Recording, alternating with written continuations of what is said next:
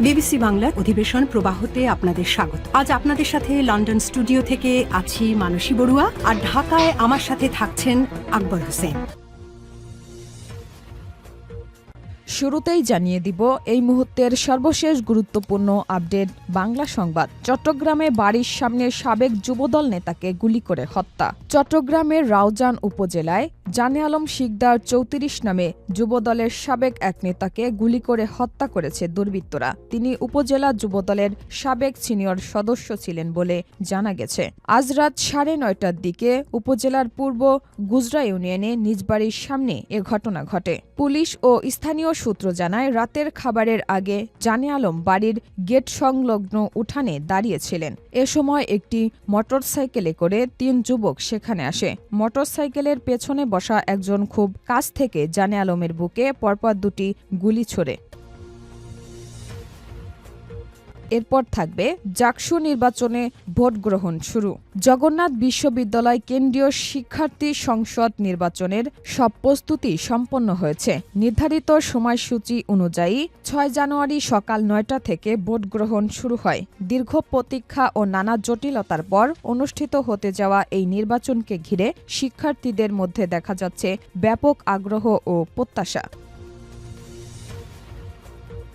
এদিকে চুয়াডাঙ্গায় ৭ ডিগ্রির হাড় কাঁপানো শীত, জনজীবন অস্বস্তির। তাপমাত্রার পারদ আজ আরও কমেছে দেশের দক্ষিণ পশ্চিমের জেলা চুয়াডাঙ্গায়। মাঝারি শৈত্যপ্রবাহে কাহিল মানুষ ও প্রাণীকুল। উত্তরের হিমেল হাওয়ায় কনকনে ঠান্ডায় তীব্র শীত অনুভূত হচ্ছে। হাড় কাঁপানো শীতে সবচেয়ে বেশি বিপাকে পড়েছে খেটে খাওয়া ছিন্নমূল মানুষ।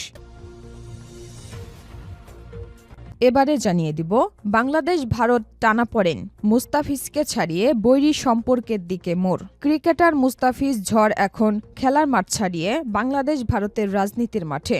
আইপিএলে বাংলাদেশের মুস্তাফিজকে বাদ দেওয়ার ক্রিয়া প্রতিক্রিয়ায় উভয় দেশের কূটনৈতিক সম্পর্ক এখন চলছে পাল্টাপাল্টি। বাংলাদেশ আর ভারতেই খেলতে যাবে না সাফ জানিয়ে দেওয়ার পর এখন টি-২০ বিশ্বকাপের গ্রুপ পর্বের খেলার সূচি পরিবর্তন নিয়ে জোর আলোচনা। এদিকে বাংলাদেশ শুধু খেলতে যাওয়াই বাতিল করেনি, একই সঙ্গে বাংলাদেশে আইপিএলের সম্প্রচারও নিষিদ্ধ করেছে। এবং সর্বশেষ জানিয়ে দিব মাদুরোকে আটকের পর ইরান ঘিরে যুদ্ধের শঙ্কা।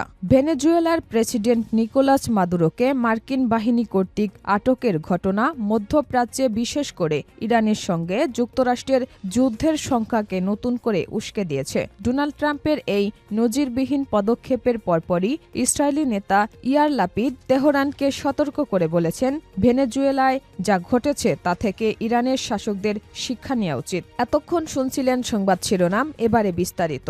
তবে তার আগে বন্ধুরা কমেন্ট করে জানিয়ে দিন আপনি কোন জেলা থেকে আমাদের সংবাদটি দেখছেন এবং শুনছেন। জানিয়ে দিন এই সংবাদ সম্পর্কে আপনার মূল্যবান মতামত। আর আপনি যদি আমাদের চ্যানেলে নতুন হয়ে থাকেন, ভিডিওটি দেখতে দেখতে চ্যানেলটি সাবস্ক্রাইব করে রাখুন, যাতে করে আমাদের পরবর্তী আপডেট সংবাদগুলো সবার আগে আপনার কাছে পৌঁছে যায়। আর ভিডিওটি সোশ্যাল মিডিয়াতে শেয়ার করে আপনার বন্ধুদের দেখার সুযোগ করে দিন। গাজা যুদ্ধে আপনি যদি ফিলিস্তিনি শিশুদের ভালোবেসে থাকেন, কমেন্টে ইয়েস লিখে আমাদের জানিয়ে দিন। এবারে বিস্তারিত।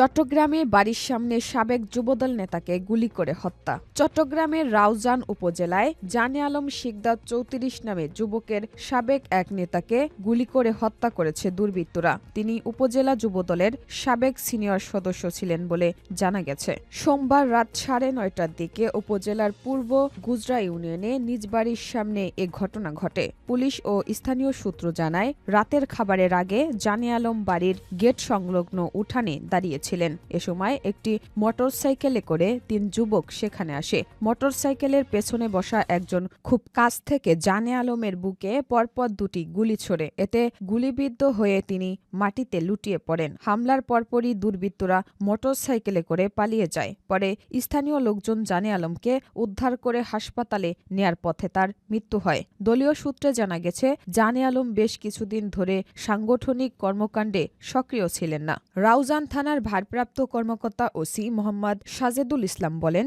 মোটরসাইকেলে আসা কিছু দুর্বৃত্ত গুলি করে পালিয়ে যায়। হত্যাকাণ্ডে জড়িত কোনো অপরাধীকে এখনও ধরা সম্ভব হয়নি। ঘটনার পর এলাকায় অতিরিক্ত পুলিশ মোতায়েন করা হয়েছে। হত্যাকাণ্ডের কারণ উদ্ঘাটন এবং জড়িতদের শনাক্ত করতে তদন্ত চলছে। জাকসু নির্বাচনে ভোট গ্রহণ শুরু। জগন্নাথ বিশ্ববিদ্যালয় কেন্দ্রীয় শিক্ষার্থী সংসদ নির্বাচনে সব প্রস্তুতি সম্পন্ন হয়েছে। নির্ধারিত সময়সূচি অনুযায়ী মঙ্গলবার সকাল ৯টা থেকে ভোট গ্রহণ শুরু হয়। দীর্ঘ প্রতীক্ষা ও নানা জটিলতার পর অনুষ্ঠিত হতে যাওয়া এই নির্বাচনকে ঘিরে শিক্ষার্থীদের মধ্যে দেখা যাচ্ছে ব্যাপক আগ্রহ ও প্রত্যাশা। এদিন সকাল 8:30টার দিকে সরেজমিনে দেখা গেছে পুরো বিশ্ববিদ্যালয় ক্যাম্পাস এলাকায় আইনশৃঙ্খলা বাহিনী মোতায়েন করা হয়েছে। লাইন ধরে ক্যাম্পাসে প্রবেশ করছেন শিক্ষার্থীরা। ক্যাম্পাসে শিক্ষার্থীদের উপস্থিতিতে উৎসব মুখর পরিবেশ বিরাজ করছে। ভোট কেন্দ্রগুলোতে প্রয়োজনীয় ব্যালট পেপার, ভোট বক্স ও আনুষঙ্গিক সরঞ্জাম প্রস্তুত রাখা হয়েছে। নির্বাচন সম্পর্কে বিশ্ববিদ্যালয়ের উপাচার্য অধ্যাপক ড মোহাম্মদ রেজাউল করিম বলেন, শিক্ষার্থীদের দীর্ঘদিনের প্রত্যাশিত জাকসু নির্বাচন অবাধ, সুষ্ঠু ও নিরপেক্ষভাবে সম্পন্ন করতে বিশ্ববিদ্যালয় প্রশাসন সব প্রস্তুতি গ্রহণ করেছে। এটি বিশ্ববিদ্যালয়ের গণতান্ত্রিক পরিবেশ ও নেতৃত্ব বিকাশে অত্যন্ত গুরুত্বপূর্ণ। আমি আশা করি ভোটাররা উৎসব মুখর পরিবেশে সুশৃঙ্খলভাবে তাদের ভোটাধিকার প্রয়োগ করবেন। নির্বাচন কমিশনের তথ্য অনুযায়ী এবারের জাকসু ও হল সংসদ নির্বাচনে মোট ভোটার সংখ্যা হল 16,445 জন। এর মধ্যে নারী ভোটার 8,469 জন এবং পুরুষ ভোটার 8,170 জন। কেন্দ্রীয় সংসদ ও হল সংসদ মিলিয়ে মোট প্রার্থী রয়েছেন 190 জন।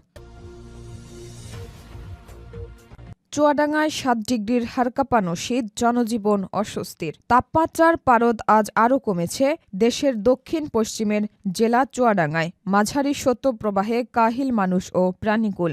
উত্তরের হিমেল হাওয়ায় কনকনে ঠান্ডায় তীব্র শীত অনুভূত হচ্ছে। হাড়কাঁপানো শীতে সবচেয়ে বেশি বিপাকে পড়েছে খেটে খাওয়া ছিন্নমূল মানুষ। আজ সকাল 6টা চুয়াডাঙ্গায় সর্বনিম্ন তাপমাত্রা রেকর্ড করা হয়েছে 7.5 ডিগ্রি সেলসিয়াস। এ সময় বাতাসের আর্দ্রতা ছিল 93%। এটি এই মৌসুমে সর্বনিম্ন তাপমাত্রা। এর আগে 5 জানুয়ারি এ জেলায় তাপমাত্রা ছিল 9.2 ডিগ্রি সেলসিয়াস। টানা শৈত্যপ্রবাহে বিপর্যস্ত এই জনপদের জনজীবন। সরেজমিন দেখা গেছে গত 2 সপ্তাহ ধরে টানা শৈত্যপ্রবাহে জবুথবু জনজীবন। প্রায় দিনই চুয়াডাঙ্গার আকাশে সূর্যের দেখা মেলেনি। চারদিকে কুয়াশাচ্ছন্ন পরিবেশ বিরাজ করছে। বাড়িগুলো সড়কে হেডলাইট জ্বালিয়ে চলাচল করছে। এছাড়া অনেকেই খড়কাঠের আগুন জ্বালিয়ে শীত নিবারণের চেষ্টা করছে। জীবন জীবিকার তাগিদে অনেকে সকালে শীতে কাঁপতে কাঁপতে কাজে বের হচ্ছে। এ বিষয়ে চুয়াডাঙ্গা প্রথম শ্রেণীর আবহাওয়া পর্যবেক্ষণাগারের ইনচার্জ মোহাম্মদ জামিনুর রহমান বলেন, আরও 1 সপ্তাহ অর্থাৎ আগামী 12 জানুয়ারি পর্যন্ত এ জেলার তাপমাত্রা কমতে থাকার সম্ভাবনা রয়েছে। শীতের তীব্রতা আরও বাড়বে। বাংলাদেশ ভারত টানাপোড়েন, মুস্তাফিজকে ছাপিয়ে বৈরী সম্পর্কের দিকে মোড়। ক্রিকেটার মুস্তাফিজ ঝড় এখন খেলার মাঠ ছাড়িয়ে বাংলাদেশ ভারতের রাজনীতির মাঠে। আইপিএলে বাংলাদেশের মুস্তাফিজকে বাদ দেওয়ার ক্রিয়া প্রতিক্রিয়ায় উভয় দেশের কূটনৈতিক সম্পর্কে এখন চলছে পাল্টাপাল্টি। বাংলাদেশ আর ভারতেই খেলতে যাবেন না সাফ জানিয়ে দেওয়ার পর এখন টি-20 বিশ্বকাপের গ্রুপ পর্বের খেলার সূচি পরিবর্তন নিয়ে জোর আলোচনা। এদিকে বাংলাদেশ শুধু খেলতে যাওয়াই বাতিল করেনি, একই সঙ্গে বাংলাদেশ আইপিএলের সম্প্রচারও নিষিদ্ধ করেছে। এর আগেই উভয় দেশের সম্পর্কের শীতলতার মধ্যে মুস্তাফিজ ইস্যুতে নতুন করে দ্বিপক্ষীয় সম্পর্কের আরও অবনতি হচ্ছে। খোদ ভারতের বর্ষিয়ান রাজনীতিবিদ শশী বারুদ ভারতের এমন কর্মকাণ্ডে তীব্র সমালোচনা করেছেন। তিনি বলেছেন, এমন বিব্রতকর পরিস্থিতি তৈরির জন্য ভারত নিজেই দায়ী। সব মিলিয়ে খেলার মাঠে দর্শকরা যখন মুস্তাফিজের বোলিং ঝড় আর 4-6 মাতোয়ারা করা হওয়ার কথা, সেখানে খেলার গরমের বদলে দেশ দুটির বৈরী সম্পর্কের মাত্রা তীব্র হচ্ছে।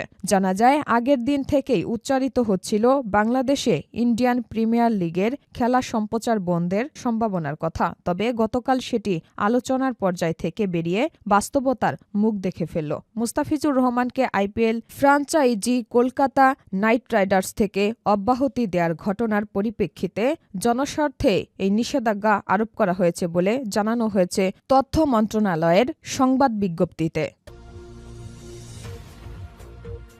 মাদুরোকে আটকের পর ইরান ঘিরে যুদ্ধের শঙ্কা। ভেনেজুয়েলার প্রেসিডেন্ট নিকোলাস মাদুরোকে মার্কিন বাহিনী কর্তৃক আটকের ঘটনা মধ্যপ্রাচ্যে, বিশেষ করে ইরানের সঙ্গে যুক্তরাষ্ট্রের যুদ্ধের শঙ্কাকে নতুন করে উস্কে দিয়েছে। ডোনাল্ড ট্রাম্পের এই নজিরবিহীন পদক্ষেপের পরপরই ইসরায়েলি নেতা ইয়ার লাপিদ তেহরানকে সতর্ক করে বলেছেন, ভেনেজুয়েলায় যা ঘটেছে তা থেকে ইরানের শাসকদের শিক্ষা নেওয়া উচিত। বিশ্লেষকরা মনে করছেন, ট্রাম্প ও নেতানিয়াহুর সাম্প্রতিক বৈঠকের পর মাদুরোকে ক্ষমতাচ্যুত করার এই ঘটনা ইরানের জন্য একটি পরোক্ষ বার্তা। ন্যাশনাল ইরানিয়ান আমেরিকান কাউন্সিলের প্রেসিডেন্ট জামাল আবদি আল জাজিরাকে জানিয়েছেন, ট্রাম্পের এমন আইনহীন আচরণ আন্তর্জাতিক পরিস্থিতিকে চরম স্থিতিশীল করে তুলেছে এবং যুদ্ধের সম্ভাবনা বাড়িয়ে দিচ্ছে। এটি ইরানকে নিজেদের সামরিক প্রতিরোধ ব্যবস্থা আরও শক্তিশালী করতে কিংবা যুক্তরাষ্ট্র ও ইসরায়েলে বাড়িয়ে আঘাত হানতে প্ররোচিত করতে পারে।